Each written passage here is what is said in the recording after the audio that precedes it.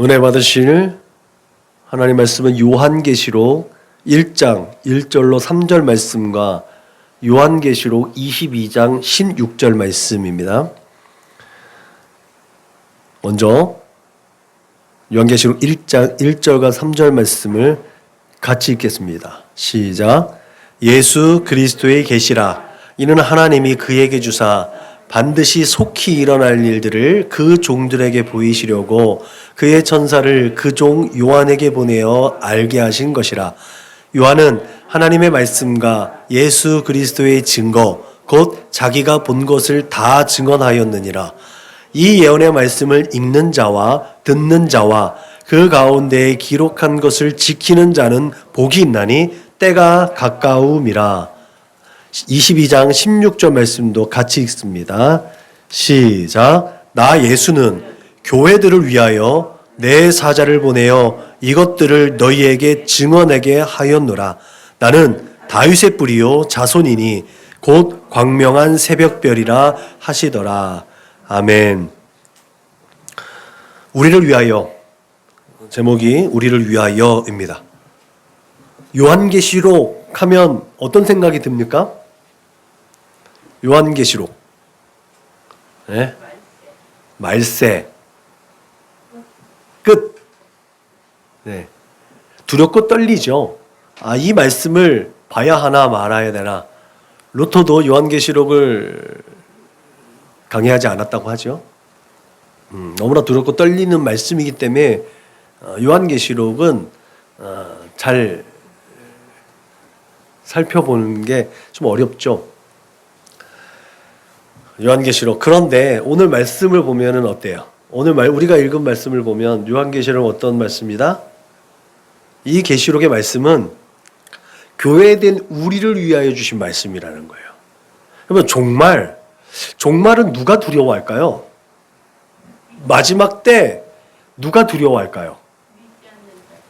그죠? 믿지 않는 자들이 두려워하는 거예요. 요한계시록을 보고, 그럼 우리 믿는 자들은 요한계시록을 보고 무서워해야 돼요? 소망을 가져야 돼요? 소망을 가져야 되는 거예요. 그러니까 요한계시록은 우리가 잘 읽어야 돼요. 굉장히 잘 읽어야 되는 성경책입니다. 잘 분별해야 되는 게 오히려 더 맞는 말이겠죠. 두렵고 떨리는 마음으로 이 말씀을 받고 우리가 예수를 잘 믿어야 된다는 생각이 있어야 되는 거죠.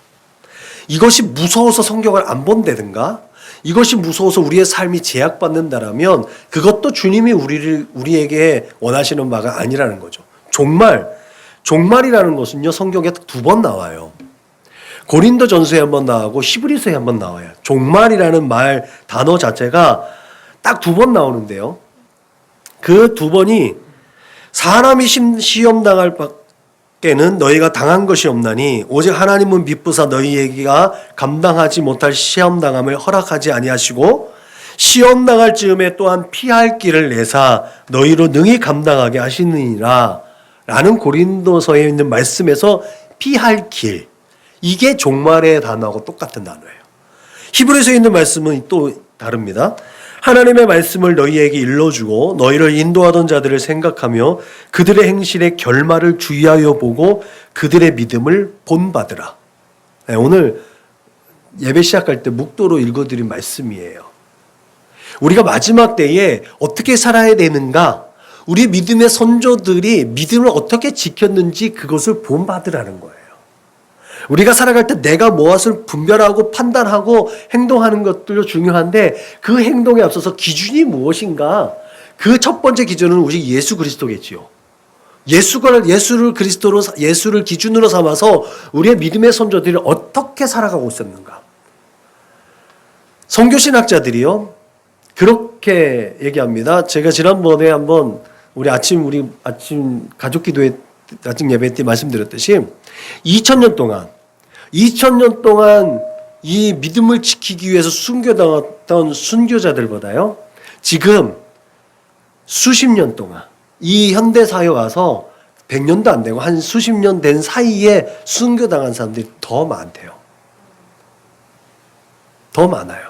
그리고 예수 그리스도, 기독교인이라는 이름으로 세계에 지금 70억에서 80억 인구 살아가고 있대잖아요. 그 기독교인 인구 중에 3분의 2는 기독교를 핍박하고 기독교를 인정하지 않는 나라에 살고 있는 사람들이라는 거예요.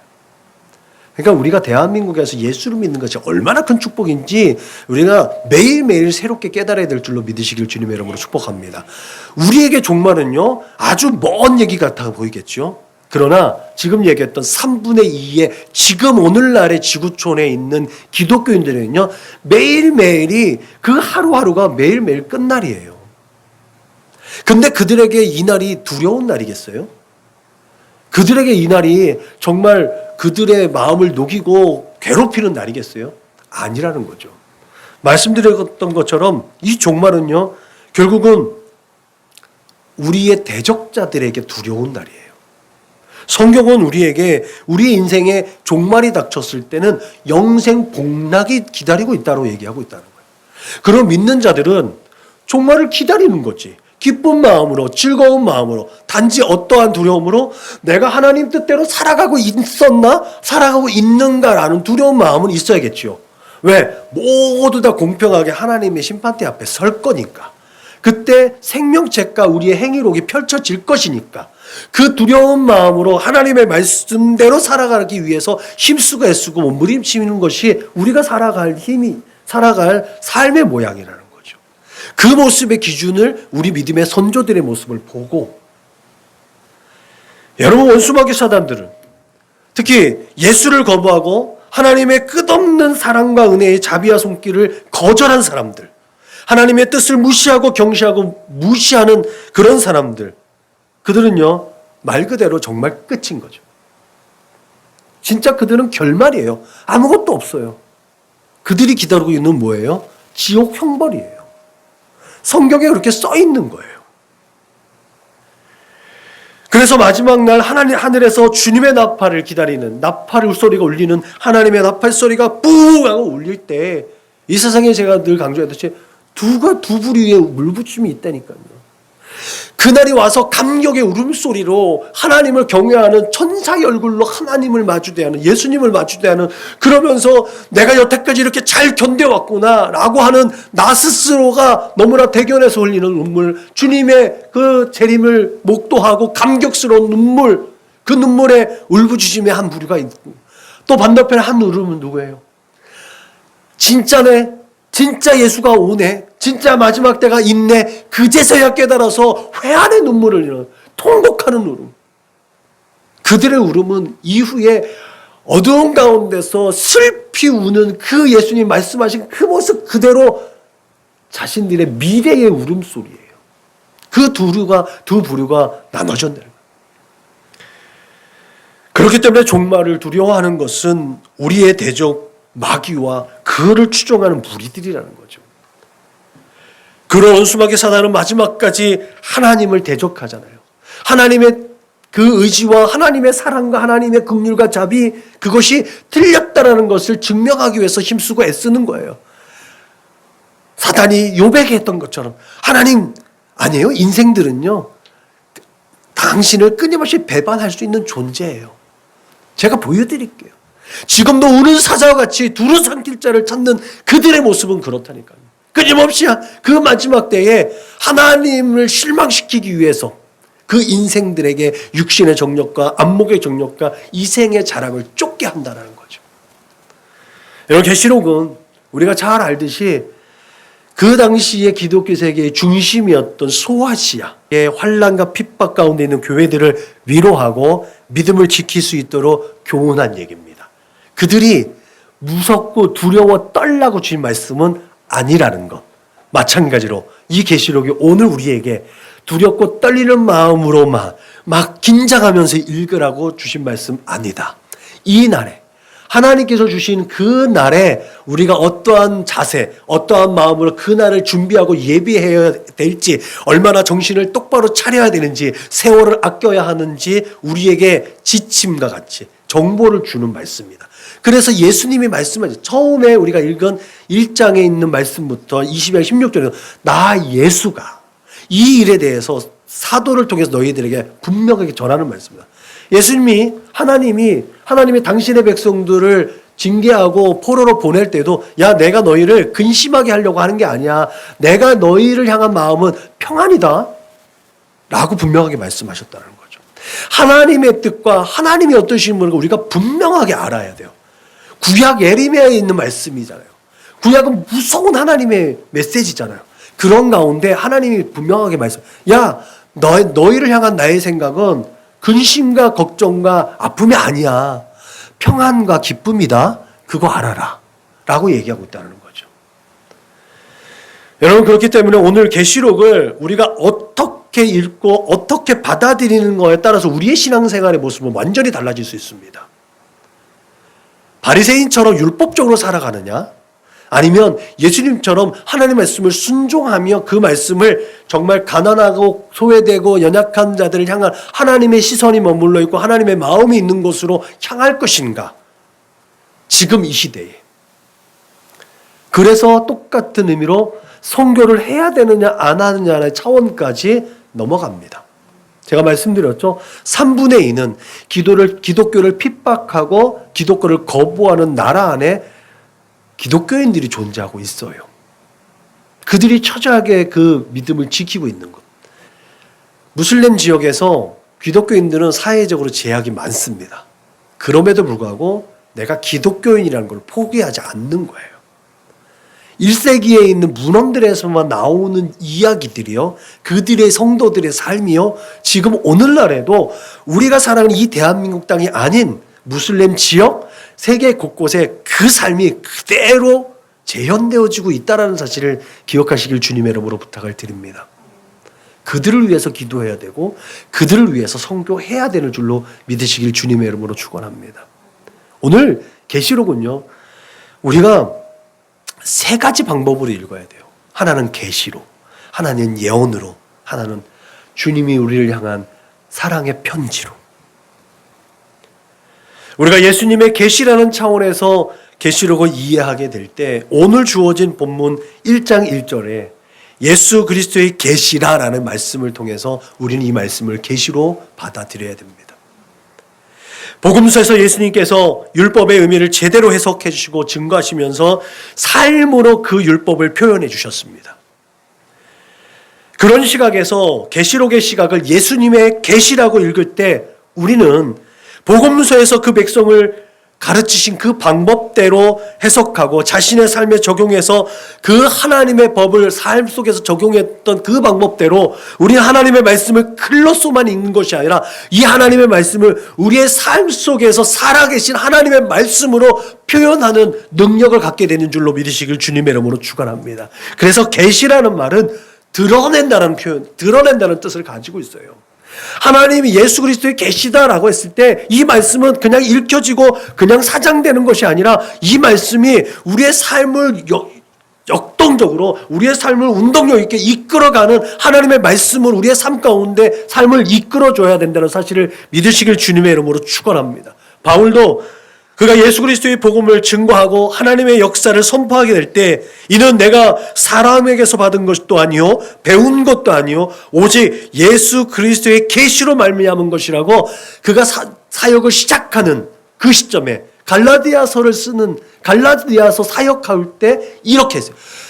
자기가 얼마나 명석하고 얼마나 많은 지식이 있던 사람이었어요. 그 지식대로 하지 않겠다라는 거예요.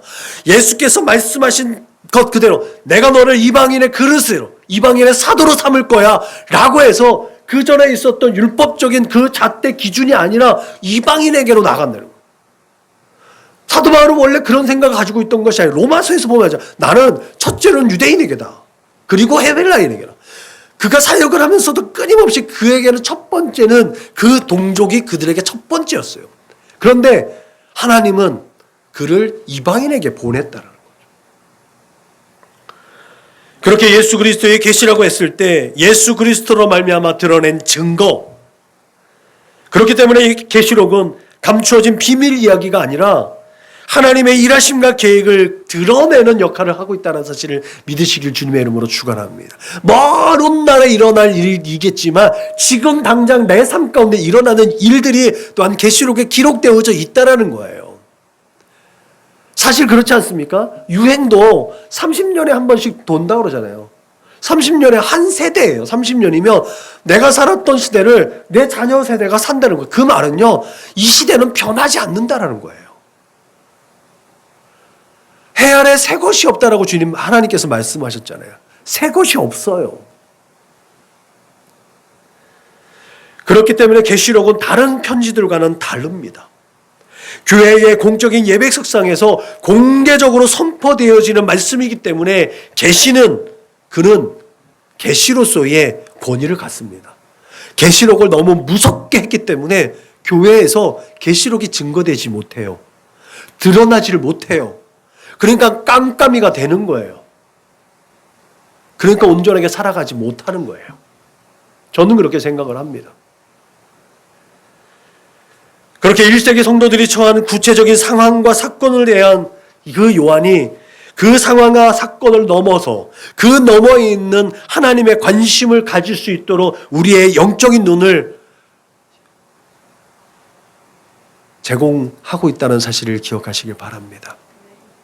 동시에 대적자들을 비판하고 심판하는 메시지를 계시라는 권위 있는 단어를 통해서 성도들에게 소망과 위로를 전해주는 줄로 믿으시길 바랍니다. 그런 의미에서요, 예수님께서 복음서에서 비유가 아니면 하나님 나라의 복음을 전하지 않았다라고 했잖아요. 누구든지 다 들을 수 있고 이해할 수 있는 언어와 상황들로, 표현들로 예수님은 하나님의 나라를 얘기했는데, 기득권자들, 지식이 있는 자들, 권위 있는 자들은요, 그것을 하찮게 여겼다는 거예요. 그 비밀을 깨닫지 않았다는 거예요. 어린아이들도 듣고서 이해할 수 있는 것을요, 깨달았지 못했다라고 말할 수 없잖아요. 깨닫지 않은 거예요. 듣고 싶지 않았다는 거예요. 보고 싶지 않았다는 거예요. 계시는 그런 의미로 읽혀집니다. 하나님께서 우리에게 분명하게 들려지고 보여지고 마음으로 이해할 수 있게끔 말씀하셨는데, 대적자들은 그것을 보지 않고 듣지 않고 무시하고 경시하고 외면한다는 거죠. 교회 안에 있는 사람들이요, 그렇게 하나님의 말씀을 외면하고 경시하고 무시했을 때, 처음에 얘기했죠. 하나님의 나팔 소리가 울려 퍼질 때 결국은 통곡하는 거예요. 제가 말씀드렸죠. 교회 안에 있다고 구원이 보장되어 있는 게 아니라니까요. 하나님 말씀대로 살 때 우리는 구원이 보장되어지고, 예수 그리스도 안에 있을 때 구원이 보장되는 줄로 믿으시길 주님의 이름으로 축원합니다. 하나님께서 살아계셔서 이 자리에 계심을 믿으시길 주님의 이름으로 축원합니다. 그러므로 저와 여러분이 드러나고 있는 그 하나님의 크고 비밀한 일들 가운데 귀하게 들어 사용되어지는 하나님의 선한 도구가 될 수 있기를 주님의 이름으로 축복합니다. 둘째로 교회들을 위하여라는 차원에서 계시록을 이해할 때 이 계시록은 예언적인, 묵시적인 의미가 있다니까요. 전혀 없다고 얘기하지 않아요. 요한은 인사말을 통해서 이 예언의 말씀을 읽는 자와 듣는 자와 그 가운데 기록한 것을 지키는 자는 복이 있나니 때가 가까웠다라고 말하고 있습니다. 예언은 계시와 비슷한 의미를 가지고 있습니다. 그런데 구체적으로 예언하는 자를 통해서 전달되어진 하나님의 말씀을 의미합니다. 계시는 표현입니다. 예언은 말씀입니다. 그런 의미에서 계시록을 통해 우리에게 전달되어지는 그 예언적 기능은 환상이나 미래적인 것이라기보다는 하나님의 백성으로 부름받은 자들이 수행해야 하는 지침, 어떤 규범, 표준이 된다는 거죠. 하나는 좀 아우트라인이라고 그러죠. 우리가 행동할 수 있는 어떤 제약들, 그 틀을 제공하는 게 또한 요한계시록이라는 거죠. 마지막 때를 살아가는데 우리가 어떠한 틀을 형성하고 살아갈 것인가. 제가 자주 하는 비유죠. 자유로운 양들은 어떨 때 자유롭다? 울타리 안에서의 자유예요. 그냥 내 마음대로 하는 게 자유가 아니고, 그냥 내 마음대로 하는 게 내 권위와 책임이 아니라는 거죠. 그 울타리 안에서의 자유. 그게 이 예언적 기능이 그 기능을 우리에게 제공하고 있다는 거죠. 보라 내가 속히 오리니 이 두루마리의 이 예언의 말씀을 지키는 자는 복이 있으리라 하시더라 하면서 그가 내게 말하기를 내가 많은 백성과 나라와 방언과 임금에게 다시 예언하여야 하리라 라고 이 계시록에는 분명하게 얘기하고 있습니다. 예언해야 되는 그 기능이 누구에게? 우리에게. 성령의 기름을 부을마다 세상에 보내짐을 받은 우리, 그렇게 세상에 파송되어진 우리가 이 예언적 기능을 감당해야 되는 줄로 믿으시길 주님의 이름으로 축원합니다. 그래서 하나님의 말씀을 증언해야 되는 거예요. 그게 우리 중보자된 자들의 마땅히 해야 할 일입니다. 그래서 하나님 앞에 갔을 때 하나님께서 야, 너 잘했다. 야, 착하고 충성된 종아, 네가 다른 허탈한 지식을 쫓지 않고 내 말을 세상에 선언하고 선포했구나. 내 말을 가지고 구원의 문을 열었구나. 네가 바로 예수를 쫓아서 작은 예수로 그 일을 감당했구나. 다 내가 준비한 상금 너 충분히 받을 자격이 있어. 이런 말 하는 거 아니겠습니까? 저와 여러분이 그렇게 예언적인 삶을 살아야 된다는 사실을 그렇게 기억하시길 주님의 이름으로 축원합니다. 특별히 내가 그 발 앞에 엎드려 경배하려 하니 그가 나에게 말하기를 나는 너와 및 예수의 증언을 받은 내 형제들과 같이 된 종이니 삼가 그리하지 말고 오직 하나님께 경배하라. 예수의 증언은 예언의 영이니라. 예수가 하신 말씀을 따라하는 거예요. 그게 우리가 해야 돼요. 왜? 예수의 영, 성령이 우리 안에 채워져 있으니까. 성령께서 말씀하시는 것이 예수의 말씀이어야 하니까.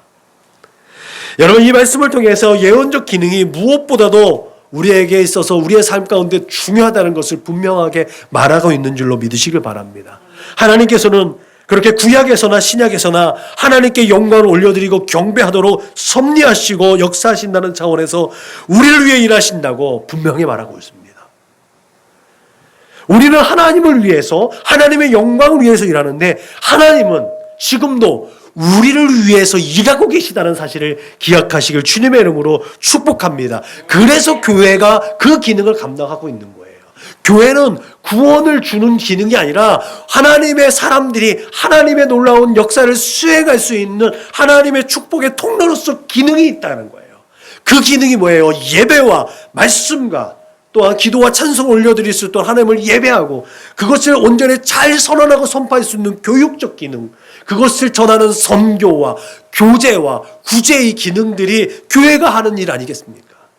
그 일을 위해서 교회가 필요한 거란 거죠.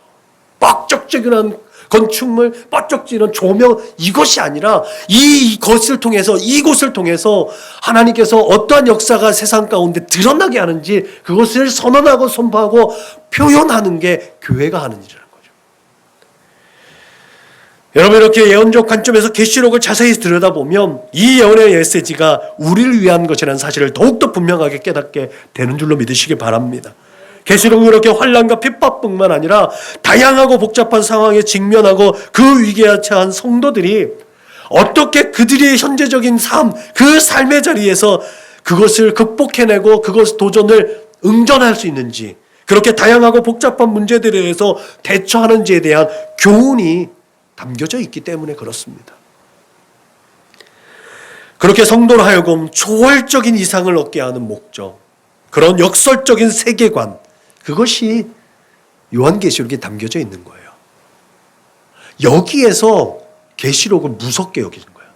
초월적인 어떤 이성적인 것들, 그리고 역설적인 것들.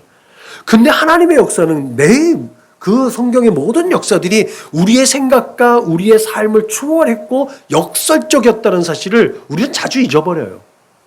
계시록이 그렇거든요. 하나님은 변함이 없어요. 근데 우리의 시각과 우리의 생각에 계시록을 볼 때 되면 바뀌는 거예요. 이렇게 무서운 하나님 아니잖아. 우리를 위해 준비하신 거 아니야? 하면서 계시록을 볼 때만 우리는 두렵고 떨리고 무서운 모습으로 이것을 보내요. 그런 의미에서 계시록은 전능자가 다스린다. 계시록 1장부터 22장에 있는 말씀을 한 줄로 요약하면 전능자가 다스린다. 이 한 줄로 요약할 수 있습니다. 전능자가 다스린다. 이 말씀이 왜 중요한지 아시죠? 종말에 대해서 내가 어떤 마음을 가진가에 대한 결론이 여기서 나오는 거예요. 하나님께서 다스린다는 이 말씀에 우리는 감격할 수 있는 거예요. 그러나 하나님을 대적하는 자는 슬피 울며 괴로운 거예요. 대적하는 거예요. 두려운 거예요.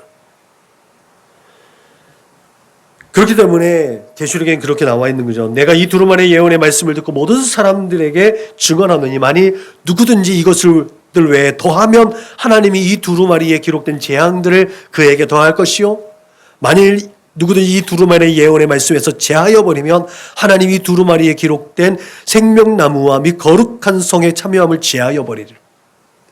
하나님께서 채워놓으신 울타리가 있는데 울타리를 넘어오면 누구예요? 울타리를 넘어오면 도둑인 거예요. 울타리를 넘어가면 죽는 거예요.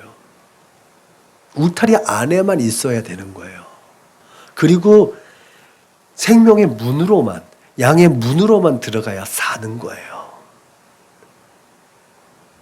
그게 우리에게 주어진 생명의 길인 줄로 믿으시길 바랍니다.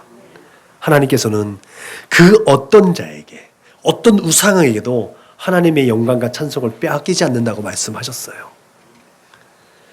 다만 그의 계명을 쫓는 자들, 그 품 안에 있는 자들만 그 하나님의 영광과 찬송을 함께 누리는 줄로 믿으시길 바랍니다. 셋째로 계시록을 통해 주어진 우리의 정체성이 뭐냐는 거예요. 그건 우리가 그리스도의 편지라는 거예요. 요한은 예수께서 십자가에 못 박히신 그 끔찍하고 모욕적인 현장에 있었던 유일한 제자였습니다. 그리고 부활하신 주님을 경험했고 마지막까지 예수님의 그 모친 마리아에 대한 그 부양의 책임을 다한 제자였습니다. 그런 그가 마지막 남은 유일한 사도로 두려움 없이 복음을 전파할 때는 그 로마 세계가 황제 숭배 사상으로 완전히 젖어져 있었던, 그냥 황제 자체가 하나님이었던 시대였어요. 로마 당국자들에게는 가장 위협적이고 부담스러웠던 것이 그래서 유일신 예수 그리스도를 믿는 기독교 종파 지도자였습니다. 그래서 그 척박한 반모성에 유배 보내졌죠. 그런데 하나님께서는 그 역전의 진리, 역설적이게도 그곳에서 계시록을 기록하게 했다는 거죠. 계시록을 기록해서 마지막 하나님의 역사를 증거하게 되는 사명을 감당하게 했다는 거죠. 역전의 진리는 아브라함이 이삭을 번제물로 드리라는 명령부터 시작되지 않았겠습니까? 그 사망 권세를 이기신 예수님의 십자가와 부활의 사건을 통해서 우리에게 복음으로 증거된 것 아니겠습니까? 그래서 하나님의 역설적인 이 논리, 하나님의 그 역전은 우리에게 소망이 되는 줄로 믿으시길 바랍니다. 다만 그것이 오직 하나님 중심의 삶을 지향하며 살아갈 때 주어지는 은혜와 사랑이라는 것도 우리는 반드시 기억해야 될 줄로 믿으시길 바랍니다. 요한은 우리의 삶의 방향을 분명하게 제시합니다. 그것이 바로 짐승의 표입니다. 신학적으로 의견이 분분하고 이견이 많은 이 본문의 말씀이 요한계시록 13장 17절 18절에 있는 말씀이죠. 짐승의 이름이나 그 이름의 수, 그것은 사람의 수이니 그 수는 666이니라. 제가 이것이 뭐라고 말씀드렸는지 기억나시나요? 네? 666은 어떻게 결합된 단어예요? 7에서 하나가 빠져있는 6에 완전수 3이 더해져 있잖아요. 그죠? 그러면 이건 뭐예요? 이게 아까 사람의 수라고 했잖아. 6이라는 단어가 의미하는 게 뭐예요? 인간이 지어진 날이 6째 날이에요. 오늘날 우리가 생각하는 휴머니즘, 인본주의. 그래서 하나님 없이도 인간이 하나님의 것을 다 누릴 수 있고 그 모든 것들을 다 행할 수 있다라고 생각하는 것이 666인 거예요. 하나님 없이도 살아갈 수 있는 것, 그 모든 걸 다 포괄한 숫자가 666입니다. 여러분, 우리를 둘러싼 이런 상황들과 환경들 속에 믿음의 거룩한 자손들을 인간의 삶의 여유와 오락으로 이끌어가는 것, 이게 바로 인본주의고 편의주의입니다. 휴먼주의, 휴머니즘. 이것들이 결국은 하나님을 필요하지 않게 되어지는 그런 삶으로 인간이 계속해서 발전해 가고 있다니까요. 그렇지만 이러한 현상은 노아의 때에도 분명히 있었습니다. 하나님의 아들들이 사람의 딸들의 아름다움을 보고 자기들이 좋아하는 모든 여자를 아내로 삼지라 여호와께서 이르시되 나의 영이 영원히 사람과 함께하지 못하리니 이는 그들이 육신이 됨이라. 그들이 육신이 됨이라. 그 하나님께서 사람의 죄악이 세상에 가득함과 그의 마음으로 생각하는 모든 계획이 항상 악할 뿐임을 보시고 지면에서 쓸어버리실 계획을 갖습니다. 그래서 홍수가 난 것이죠. 그리고 홍수 이후에 노아에게 또다시 하나님께서 문화 명령을 주셔서 야 너희는 생육하고 번성해서 땅에 충만하라고 다시 그들에게 제2의 인간 창조의 문화 명령을 내리신. 그렇지만 또 그 명령을 거역합니다. 그 명령을 거역하고 자신들의 이름을 내고 온 지면에 흩어짐을 면하자고 외쳤던 바벨의 반역, 그로 말미암아 분리되어지고 나누어지는 결과가 초래되어졌다는 거죠. 이 말은요, 이 노아의 홍수 이전에 모든 사람들이 하나였다라는 거잖아요. 바벨의 창세기 11장이 바벨의 역사도 우리의 언어가 저들의 언어가 하나다 보니까 하나님께 온전히 마음을 일심해서 하나님께 대적했다라는 거 아니겠습니까? 그러므로 우리는 세월을 아끼고 악은 모든 모양이라도 버릴 수 있는 경건의 연습과 훈련을 통해서 경건의 유익을 쫓는 거룩하고 복된 인생이 되어야 될 줄로 믿으시길 주님의 이름으로 축원합니다. 왜? 하나님을 떠나서 죄성을 가진 인간은 본능적으로 하나님과 대적하려고 하는 바벨을 쌓기 때문에 그렇습니다. 그래서 매일매일 우리의 말씀과 기도와 찬송의 경건의 훈련과 연습이 매일매일 필요하다니까요. 하나님이 나에게 생명 주셨음을, 오늘 이 시간에도 나에게 호흡을 주셔서 하나님을 찬송하고 나에게 생명 주셔서 하나님께 영광 올려드릴 수 있는 삶의 자리로 나아가게 하셨다는 것을 늘 우리 입술로 고백해서 우리의 삶의 자리 가운데 지금 이 순간에도 하나님이 살아계시고 하나님께서 나의 삶을 이끌어 가시다는 것을 내 입술로 고백해야 된다는 사실입니다. 그렇게 하나님의 영광을 위해서 주 예수 안에 있는 우리는 이러한 역전의 진리를 터득해야 될 줄로 믿으시길 주님의 이름으로 축원합니다. 우리가 육신의 정욕과 안목의 정욕과 이생의 자랑을 따라가 살 수 없는 이유가 여기에 있습니다. 이 역전의 진리 때문에 우리의 눈에 보이고 귀에 들리는 현실적 문제 앞에 머물러서 좌절하고 슬퍼하고 낙심하는 것이 아니라 그 너머에 있는 하나님의 역사를 기대하는 것, 결국 우리의 믿음을 가지고 그 가치를 창출해 내 나가는 것, 그래서 우리에게 심겨진 하나님의 말씀이 세상 가운데 심겨지고 하나님의 말씀이 살았고 운동력이 있음을 우리의 삶의 표현을 통해서 세상이 알 수 있고 세상이 볼 수 있게끔 그것을 통해서 세상은 하나님을 봐야 된다는 거예요. 마지막 때에 그들이 다시 돌아올 수 있는 기회를 우리가 제공해야 된다는 거예요. 이게 선교자적 사명입니다. 그리고 순교자적 사명입니다. 계시록을 통해서 우리에게 주시는 놀라운 하나님의 역사와 섭리는 이렇게 우리를 위하여서 이 모든 것들이 예비되어져 있다는 거예요.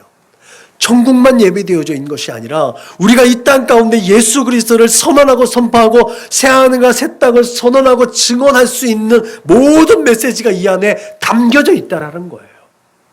우리를 위해서. 그렇기 때문에 계시록을 펼쳐 읽을 때마다 두렵고 떨리는 메시지에 좌절하고 낙심하는 것이 아니라 우리를 향하신 하나님의 크고 놀라운 은혜와 사랑을 깨달을 수 있기를 주님의 이름으로 축복합니다.